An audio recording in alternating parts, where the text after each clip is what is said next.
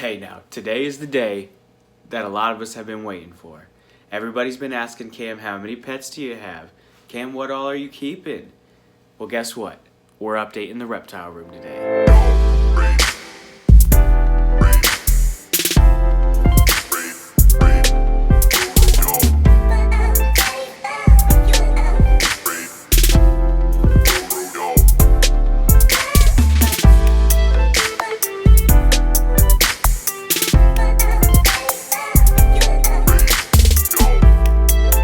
So my reptile room is actually the dining room in our 1-bedroom, 1-bath apartment here. I have converted it into my reptile room from downsizing from a full spare sized bedroom.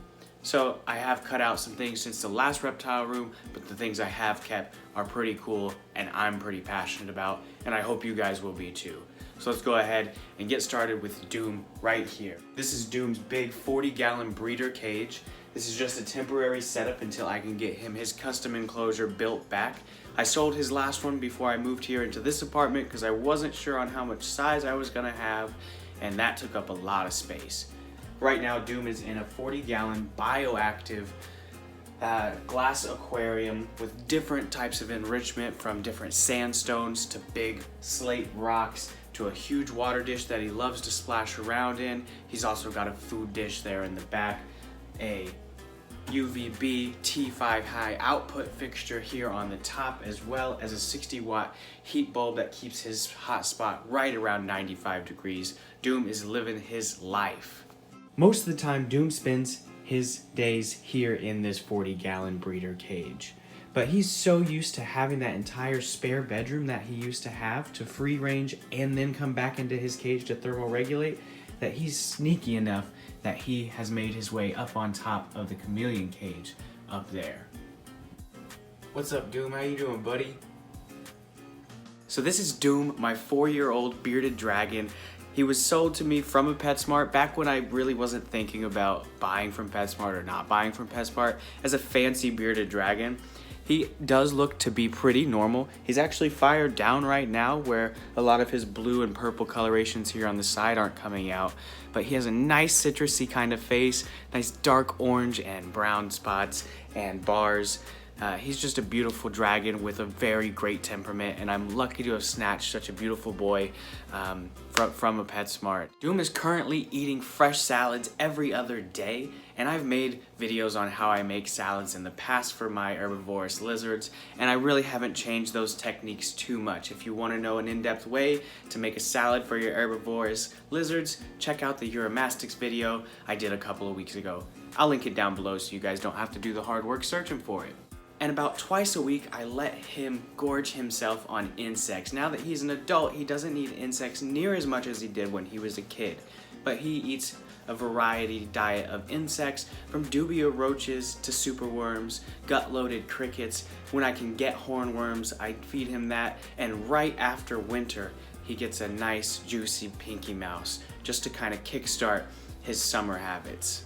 And that's my 4-year-old bearded dragon, Doom. He is loving life right now, and I'm loving it having him alongside with me. So the thing right here behind me is a 4-foot tall, 3-foot wide, 2-foot deep cage that I'm still in the works of building for a panther chameleon that I plan on getting by the end of this year. The cage is a mixture of some bioactive elements, including a cleanup crew, some live plants, and as well as just an overall aesthetic look, which I use some fake plants for to fill in some of those dead areas. I did an entire in-depth cage build on how I built this thing, 22 minutes long on one video, and I think like 10 minutes long on the other, so if you need some content to fill your life with, go ahead, hop back a couple of videos. I'll link those down below as well. This is a full screen design type chameleon cage that I built a couple of weeks ago. I'm still trying to fine tune everything and get a few of the missing pieces that I need. I need a Mist King system, or I'm thinking about going with the Monsoon or the Reptile. I still need to look at reviews for that. I need to get a new T5 bowl for my T5 fixture up there for the chameleon. I need to figure out a plant that grows tall enough but does well in the low light setting, because the current tree that I have in here right now just isn't cutting it. You can see that it's just dead, and I water it every day. I don't know what's going on. I'm not the best with plants, but I yeah, I'm just not the best. I'm not the best.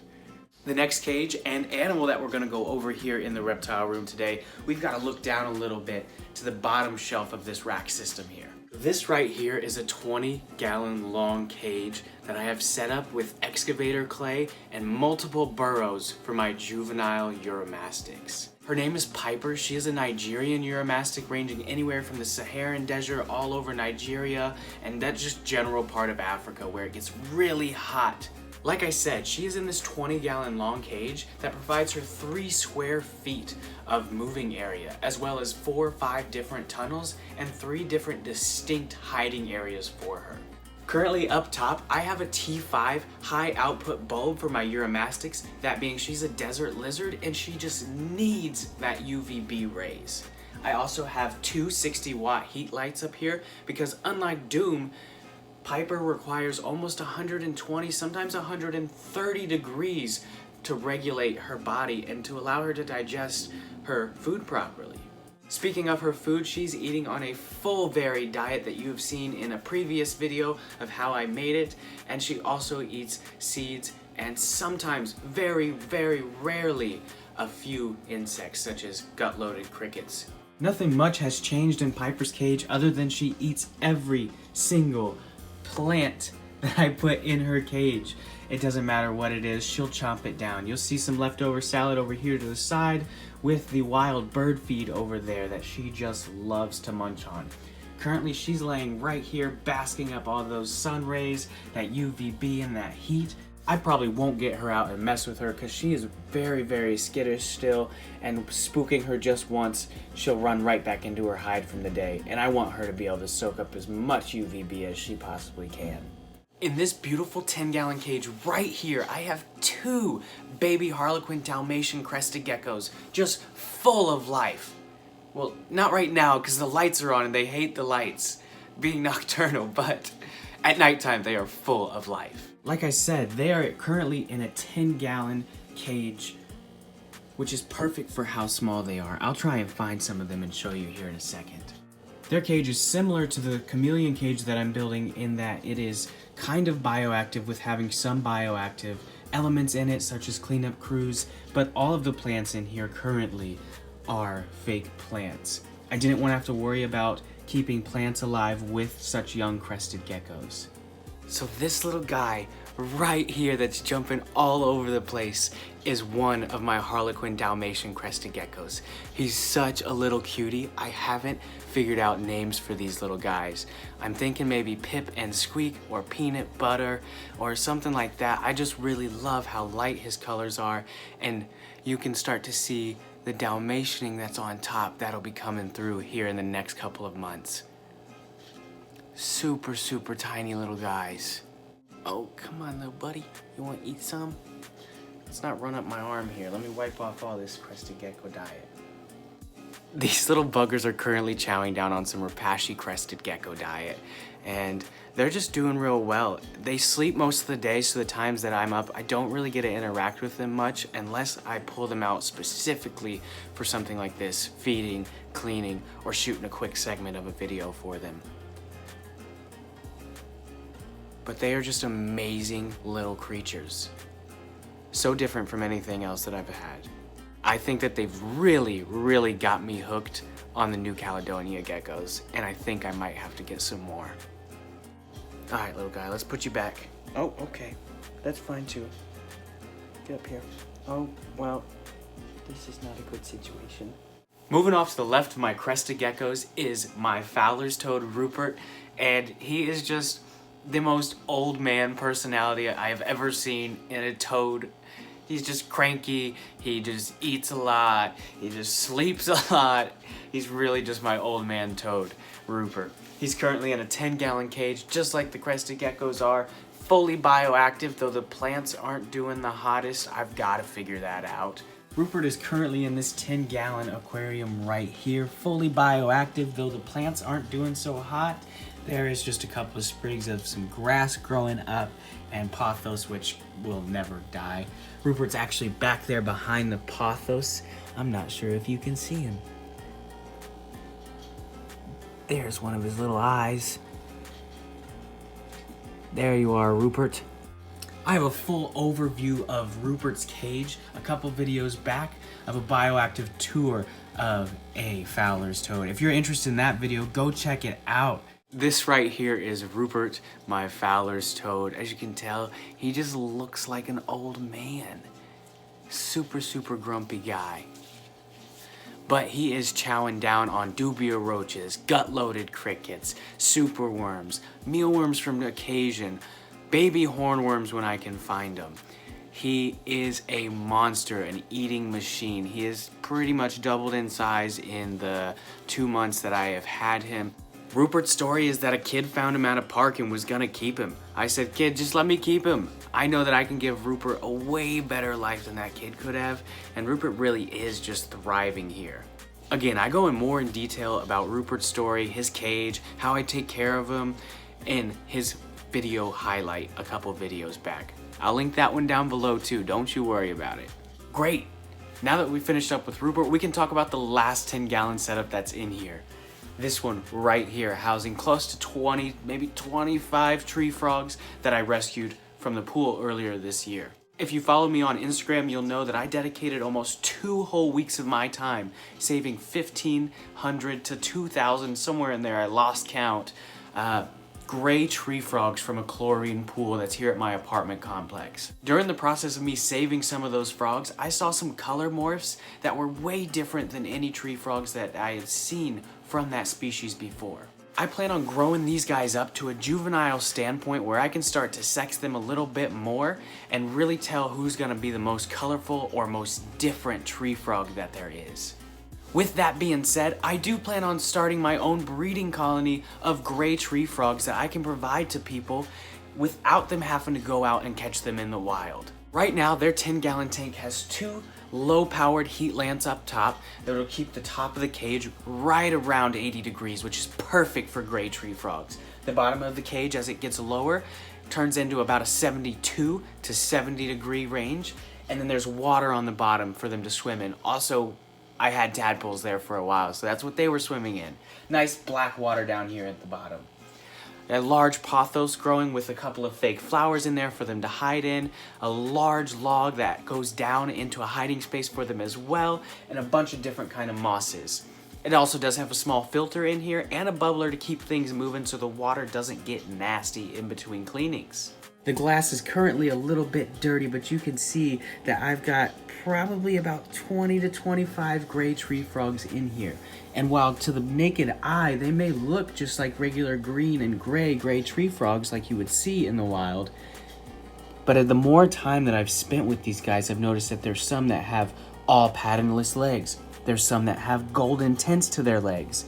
There's some that their green is more of a bluish tint than it is a green tint. And that's something that I'm really excited about experimenting with these frogs, is what color mutations are actually out there for these frogs.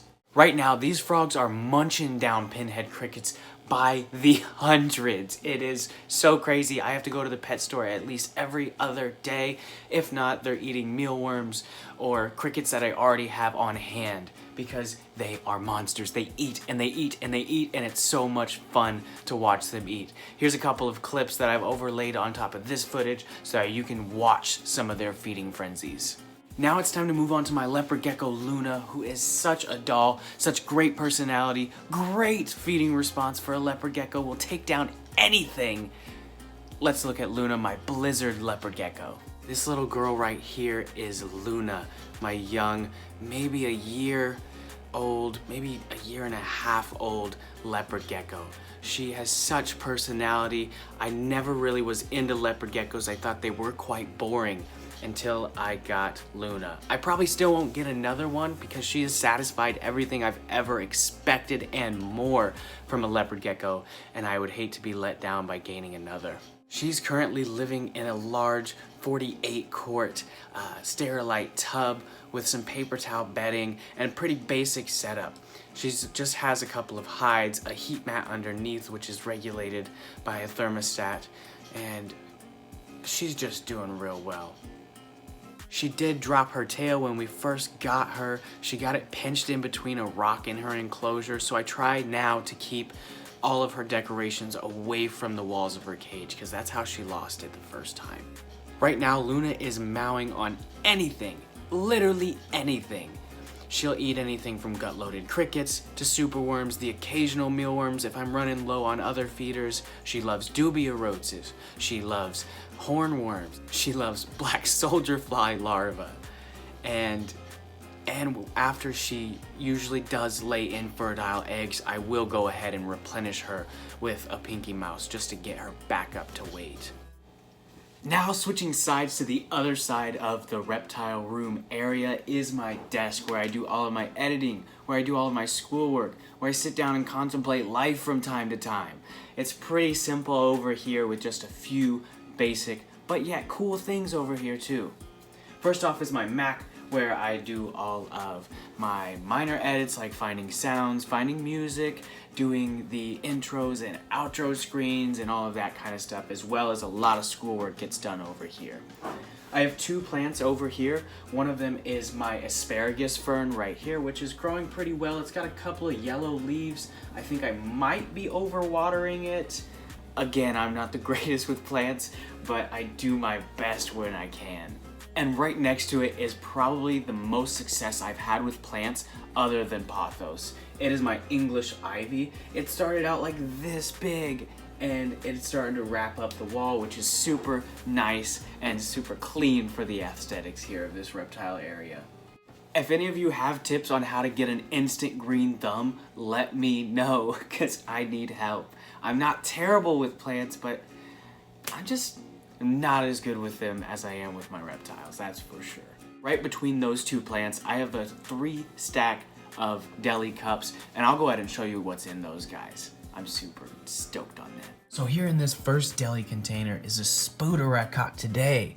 I wanted to give him one last meal before I went ahead and released him outside, so I put him in this little deli cup and threw a tiny little mealworm in there for him. There's a little spooter boy. If you guys have an idea of what this might be, let me know. He's kind of a cool spider. He has a sort of green iridescence on him, but he's mostly black with that white barring down the middle of him. I live in Indiana, by the way, so if that helps you guys out.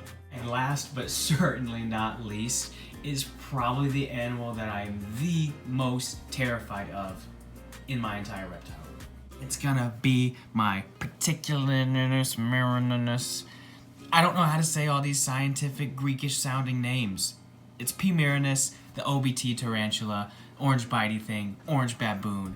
Super, super cool tarantula. Her name is Terracotta and she is living in one of these deli containers. She is probably due for an upgrade here in a little bit. She is currently underground, so lucky me, I took some footage of her this morning that I'll go ahead and overlay while I'm talking. Her substrate is some eco-earth with a little bit of vermiculite and some sand and a little bit of sphagnum moss to help hold it all in. There is a small piece of cork bark in here that is completely webbed over at this point, and a small fake Exoterra plant in here as well. As you can see, she does a really good job about webbing this area up and making it look extra spooky. She has tons and tons of tunnels around here. You can kind of see one that goes down right there, and you can see another one. Where is it at? And you can see another one that's right there as well. Oh, and I forgot to show you guys this fish tank here, mainly because it's not gonna be in the state that it is currently. There's 4 tiny little koi in here that I adopted from my father. He's actually getting shipped off to Korea in a couple of days, so he won't be able to care for them for about a year. So I brought them to my house and I'm gonna raise them up and get them nice and big. So we'll be transferring them into Doom's 40-gallon breeder here in about a month or 2 when he gets his cage upgrade. So that's everything that I have here in the reptile room. I have one more amphibian that is probably, so far, one of my favorite species that I've got to keep. He's so entertaining, so derpy, super slimy like a big mucus booger, and he eats fish, roaches, little mice. He is a monster. Part of the family with the species of frogs that have teeth. This is my budget's frog, Jeff. This is what Jeff looks like outside of the water. Exactly as you would imagine. I told you that he's super slimy and super freaking wobbly. I guess he's just not putting up with being held today, but you can tell he's just a dirt monster. Super slimy like a big booger. Again, part of the family of species of frogs with teeth, so you don't want to catch a bite from Jeff, but he's such a goober. Though I wouldn't put it past him if he wanted to take a chomp out of me right now. You can see how big his mouth is. It spans all the way back to his head, which allows him to eat very, very large prey. Budget's frogs are almost fully aquatic, so he is in a fully aquatic setup almost 10 months out of the year. And about 2 months out of the year, you take him out, put him in some sphagnum moss and cool him down for a little bit, and that allows them to go through their estivation period that they desperately need. And that is the reptile room, everybody. I hope you guys had as much fun watching my video and me hang out with my animals as I did being able to tell you about my animals and hang out with them.